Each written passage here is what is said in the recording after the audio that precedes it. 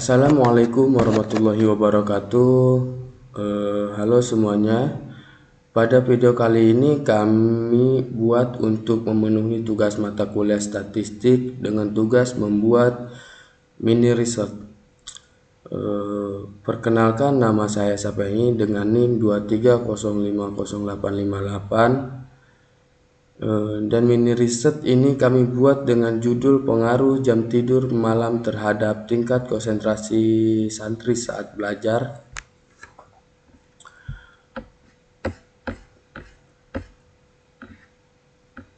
Nah, pada pendahuluan ini kita ringkas secara singkat. Penelitian ini mengkaji apakah jam tidur malam mempengaruhi tingkat konsentrasi santri saat belajar. Metode yang digunakan adalah kuantitatif korelasional. Dengan 30 santri sebagai responden, data dikumpulkan melalui kuesioner jam tidur dan konsentrasi belajar, lalu dianalisis menggunakan statistik deskriptif, uji normalitas, dan korelasi Spearman. Untuk mempersingkat waktu, kita langsung saja ke pembahasan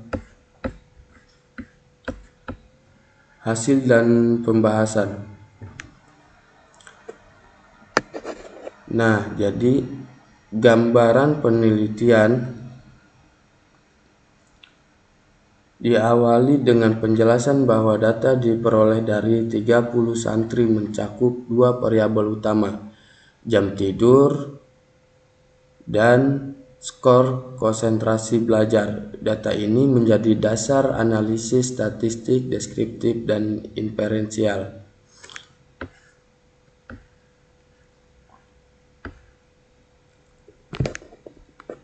Jam tidur malam santri, hasil deskriptif menunjukkan jam tidur minimum 3 jam, maksimum 8 jam, rata-rata 5,97 jam.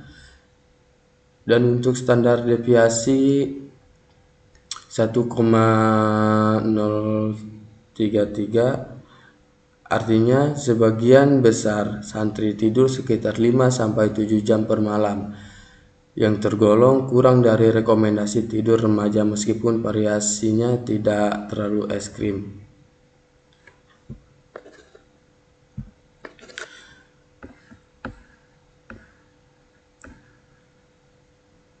Tingkat konsentrasi santri untuk konsentrasi belajar skor minimum 8, maksimum 16, rata-rata 12,37, standar deviasi yaitu 2,173. Ini menunjukkan bahwa konsentrasi santri berada pada tingkat sedang dengan mayoritas skor terkonsentrasi di kisaran nilai tengah 11-14. Dan untuk uji normalisasi, jam tidur tidak berdistribusi normal, P sama dengan 0,006. Skor konsentrasi berdistribusi normal, P sama dengan 0,379. Karena salah satu variabel tidak normal, analisis hubungan harus menggunakan korelasi Spearman, bukan Pearson.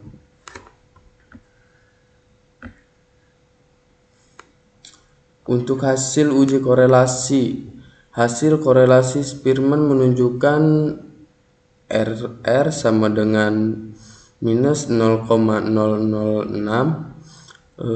P sama dengan 0,974. Maknanya jelas dan tegas. Tidak ada hubungan signifikan antara jam tidur malam dan konsentrasi belajar. Nilai korelasi hampir nol, artinya praktis tidak ada hubungan. Untuk hipotesis yang menyatakan adanya pengaruh tidak terbukti.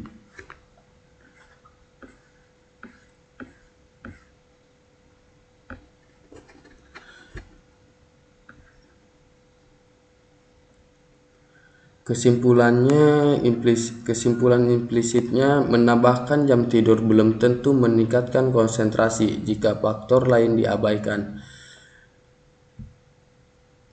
Jam tidur berpengaruh signifikan. Data tidak mendukung itu. Penelitian ini justru menunjukkan variabel yang dipilih terlalu sempit untuk naik level secara akademik.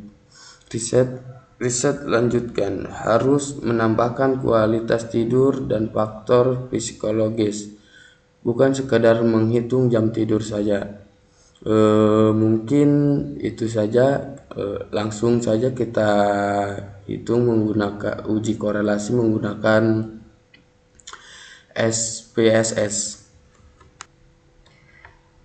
Baik teman-teman, saya akan melanjutkan ke bagian pendataan ataupun pengolahan data dari mini research menggunakan SPSS teman-teman.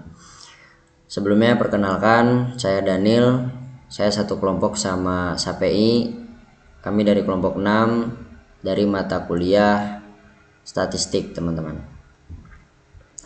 Teman-teman, sebelumnya pada tutorial kali ini itu saya akan menjelaskan di mini research kita itu pada bagian bab 3 teman-teman. Nah, fokusnya itu adalah bagaimana data itu dimasukkan, lalu dilakukan analisis bertahap sampai kita bisa mengambil kesimpulan hubungan antara jam tidur malam dan tingkat konsentrasi saat belajar teman-teman. Data penelitian ini saya dapatkan 30 responden dari teman-teman santri sekalian, dan saya kumpulkan data ini menggunakan kuesioner teman-teman. Nah, pada poin ini saya akan menjelaskan sedikit dulu gambaran umum datanya. Penelitian ini tuh menggunakan 30 responden santri yang ada 2 variabel utamanya. Variabel yang pertama adalah jam tidur malam, kemudian variabel yang kedua adalah tingkat konsentrasi saat belajar. Nah, fungsi bagian deskripsi data ini adalah untuk menjawab pertanyaan teman-teman. Menjawab pertanyaan dari data apa, data yang saya gunakan, saya olah itu berasal dari siapa, kemudian variabelnya apa saja, dan cara pengolahannya akan seperti apa teman-teman. Jadi sebelum kita masuk ke uji statistik, kita harus jelaskan dulu data yang kita pegang itu seperti apa teman-teman. Nah, sebelum ke analis, kita akan masukkan datanya dulu ke SPSS teman-teman. Langkah yang pertama yang pasti adalah kita buka SPSS-nya dulu. Nah, setelah kita masuk ke SPSS-nya, tahap pertama yang paling penting adalah teman-teman kita ke variabel view, kemudian kita masukkan 2 variabel utama yang tadi saya sebutkan sebelumnya. Kita masukkan saja namanya jam tidur, kemudian tipenya numerik, desimalnya kita kasih 0, kemudian measure-nya kita scale teman-teman. Nah, variabel kedua adalah skor konsentrasi. Oke, tipenya numerik, desimalnya 0, kemudian measure-nya kita scale teman-teman. Nah, kita lihat ke data view. Di sini kita bisa melihat di sini sudah tertera 2 kolom variabel kita buat tadi. Nah, kita akan masukkan dulu 30 data responden yang sudah saya dapatkan dari jam tidur dan juga skor konsentrasinya teman-teman.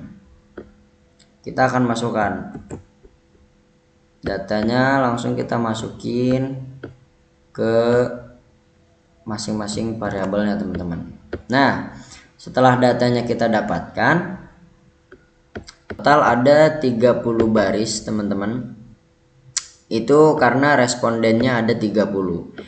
Fungsi tahap pendataan ini adalah supaya SPSS itu bisa membaca data kita dengan benar teman-teman. Jadi kalau variabelnya salah, tipe atau salah pengaturan, hasil analisis itu bisa ikut salah teman-teman. Nah, setelah kita masukkan datanya dengan benar, setelah kita cek kembali jika datanya sudah benar, maka kita akan lanjut uji deskripsi jam tidur malamnya teman-teman. Nah, setelah datanya masuk, kita coba lakukan statistik deskriptif teman-teman untuk variabel jam tidur malamnya. Pertama, kita akan masuk ke menu analis, kemudian deskriptif statistik, kita masuk ke deskriptif teman-teman. Nah, di sini kita masukkan jam tidurnya ke kolom variabel teman-teman. Setelah itu kita oke. Nah, ini adalah output ataupun hasilnya teman-teman. Jadi kita tahu jam tidur yang paling rendah itu minimumnya atau minimum itu ada di angka 3 jam. Kemudian di maksimum ataupun yang paling tinggi itu ada di angka 8 jam. Dan meannya ataupun rata-rata tidurnya itu ada yang di 5,97 jam teman-teman. Nah, sebelum kita bahas itu, kita harus tahu dulu nih teman-teman, fungsinya apa sih gitu tuh. Nah, fungsi dari kita uji statistik deskriptif ini untuk apa sih gitu tuh. Fungsinya itu adalah untuk memberi gambaran besarnya gitu teman, gambaran umum dari data tersebut. Jadi kita tahu teman-teman, seberapa kecil dan seberapa besar nilainya, min max-nya, nilai rata-rata ataupun mean-nya dari responden itu. Kemudian nanti bisa kita pakai sebagai bahan penjelasan awal dari hasil penelitian ini teman-teman. Kesimpulannya, mayoritas santri jam tidur sekitar 6 jam, walaupun ada yang lebih sedikit dan ada yang lebih banyak. Gitu teman-teman. Kita lanjutkan ke tahap berikutnya, yaitu kita coba deskripsi tingkat konsentrasinya teman-teman. Sama halnya seperti tahap yang tadi, kita masuk ke menu analis, kemudian kita deskriptif statistik, kita pilih bagian deskriptif teman-teman. Nah, di sini jam tidurnya kita keluarkan dulu, kemudian skor konsentrasinya kita masukkan ke kolom variabel teman-teman. Kemudian kita oke. Nah, di sini kita bisa lihat outputnya adalah minimum ataupun skor terendahnya itu ada di angka 8 teman-teman. Kemudian skor tertingginya itu ada di angka 16. Rata-rata ataupun meannya itu ada di angka 12,37 gitu teman-teman. Sekitar bisa kita simpulkan menjadi 12 lah gitu tuh. Kalau dilihat dari histogram, nilai konsentrasi paling banyak berada di sekitar 11 sampai 14 teman-teman. Nah, fungsi bagian ini itu adalah supaya kita tahu kondisi konsentrasi santri secara umum teman-teman. Jadi kita bisa menjelaskan konsentrasi rata-rata santri ada di angka sekian misalkan. Contoh ataupun bukan cuma menyimpulkan hubungannya saja. Gitu teman-teman. Nah, setelah kita simpulkan dari dua ini, kita akan lanjut ke tahap berikutnya, yaitu kita coba uji prasyaratnya ataupun bisa kita sebut juga uji normalitasnya teman-teman. Nah, sebelum menguji hubungan, saya ataupun kita itu perlu tahu dulu nih jenis uji yang cocok untuk mini research kita ini teman-teman. Itu sebabnya dilakukan uji normalitas ini teman-teman. Nah, pada halaman data view ini kita masuk ke analis teman-teman. Kita masuk ke menu analis. Di sini kita pilih deskriptif statistik, kemudian kita pilih explore teman-teman. Nah, di sini kita masukkan jam tidur ke dalam dependent list. Kemudian skor konsentrasinya juga kita masukkan ke kolom dependent list teman-teman. Gitu teman-teman. Nah, kita klik dulu plotsnya, kemudian kita centang nih normality plotsnya teman-teman, continue. Setelah itu kita klik oke, teman.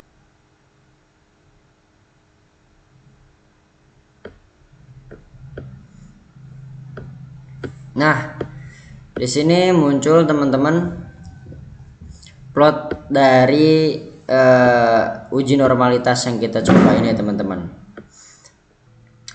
SIG dari jam tidur malamnya itu kita temukan 0,006 teman-teman. Artinya data itu tidak normal teman-teman.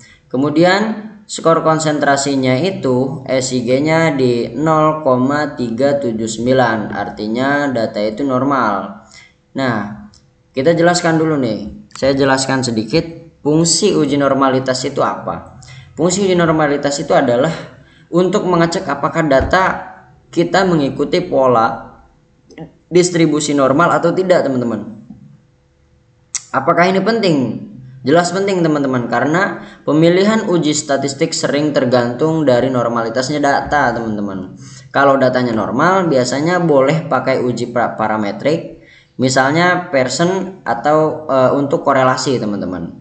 Kalau datanya tidak normal lebih aman kita pakai uji non parametrik, misalnya Spearman teman-teman. Nah, aturannya kalau nilai SIG itu lebih besar dari 0,05, data dianggap normal. Kalau nilai SIG lebih kecil dari 0,05, data dianggap tidak normal teman-teman. Karena di sini variabel jam tidur tidak normal, maka uji korelasi yang cocok kita gunakan untuk pendataan ini adalah uji Spearman teman-teman. Maka langsung saja kita masuk ke tab ke halaman data view, kemudian kita coba uji data Spearman teman-teman. Nah, setelah kita tadi uji normalitas, kita sudah menentukan uji yang tepat untuk kita lakukan di hubungan dengan korelasi Spearman teman-teman. Kita ke menu analis lagi, kemudian kita pilih correlate, terus kemudian kita pilih bivariate teman-teman. Nah, di dua kolom ini teman-teman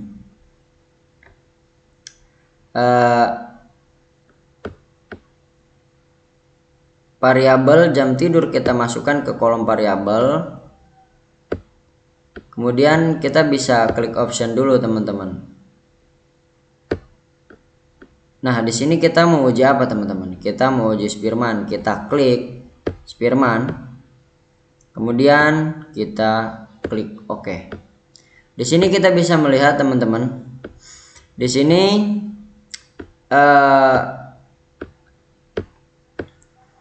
output ataupun hasil dari uji Spearman ini bekerja dengan cara melihat kecenderungan hubungan berdasarkan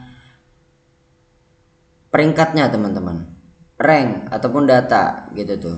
Jadi bukan murni nilai aslinya gitu tuh teman. Uji ini tuh cocok untuk data yang tidak normal teman-teman, atau hubungan yang sifatnya tidak harus linear asalkan masih satu arah gitu teman-teman. Mungkin itu saja tahapan-tahapan yang bisa saya sampaikan pada video tutorial SPSS pada tugas mini research kita kali ini. Kurang lebihnya kami mohon maaf. Mungkin hanya itu saja. Wallahul muwaffiq ila aqwamit thoriq. Wassalamualaikum warahmatullahi wabarakatuh.